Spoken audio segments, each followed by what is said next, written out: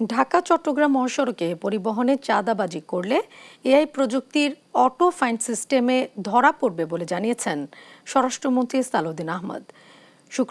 মঙ্গলবার দুপুরে নারায়ণগঞ্জের মেঘনাঘাটে highway police command and control monitoring সেন্টারে এআই ক্যামেরার মাধ্যমে অটো ফাইন সিস্টেম উদ্বোধনকালে একথা বলেন তিনি। স্বরাষ্ট্রমন্ত্রী বলেন, নতুন এই ব্যবস্থার মাধ্যমে মহাসড়কে অবৈধ চাঁদাবাজি বন্ধের পাশাপাশি ট্রাফিক নিয়মনীতি কঠোরভাবে বজায় রাখার উদ্যোগ নেওয়া হয়েছে। পর্যায়ক্রমে সারা দেশে এই পদ্ধতি চালু হবে বলেও জানান তিনি। স্বরাষ্ট্রমন্ত্রী জানান, মহাসড়কে দুর্ঘটনা কমাতে 3 হুইলার ও অননুমোদিত ধীর গতির যান চলাচল কঠোরভাবে নিয়ন্ত্রণ করা হবে।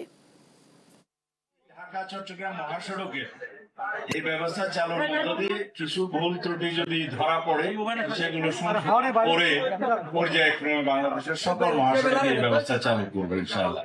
আর মহাসড়কে যে চাঁদাবাজি হয় সেটা মালিক পক্ষ থেকে হোক, শ্রমিক ফেডারেশনের পক্ষ থেকে হোক বা পুলিশের পক্ষ থেকে হোক, সবকিছু ক্যামেরায় যেহেতু রেকর্ডেড থাকবে, আশা করি এই প্রবণতাটা কম।